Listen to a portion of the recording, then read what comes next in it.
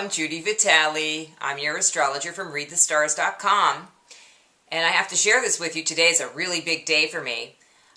John Batchelor, who is my radio idol, I just love him, he is going to be interviewing me later today about the astrology of dictators in the Middle East and elsewhere. So, as part of preparation for this interview, John asked me to research the astrology of several people who are of interest to him, as he very artfully tells the story of the world's state of being at the moment, which isn't very stable. So many of the people and the countries that we talk about are from the Middle East, and we did throw in Kim Jong-il just for laughs. The oppression and horror that the people who live under these dictatorships suffer is immeasurable, and I certainly don't want the humor that I depicted in this article to be taken as anything but complete and utter sympathy for them and, disdain for the acts of the dictators and the people who were involved with them and all of the conspiracies that might lie behind them.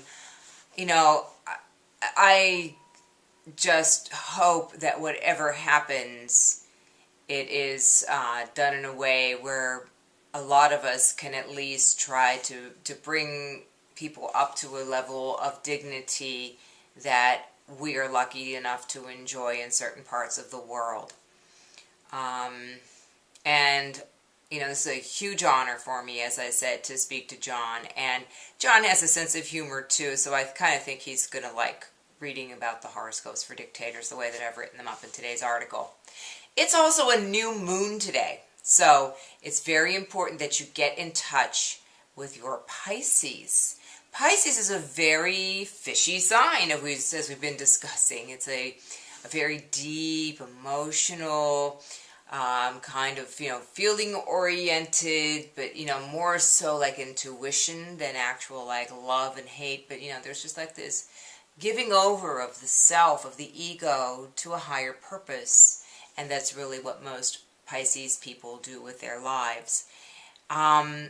It's very interesting to try to fashion a beginning out of that.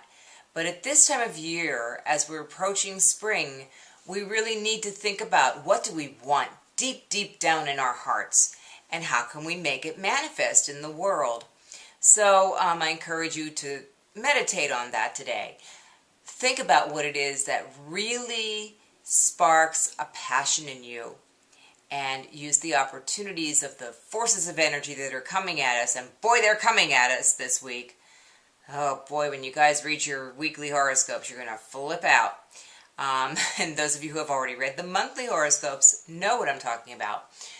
But anyway, we have a lot of energy coming at us, and it's important to work with it.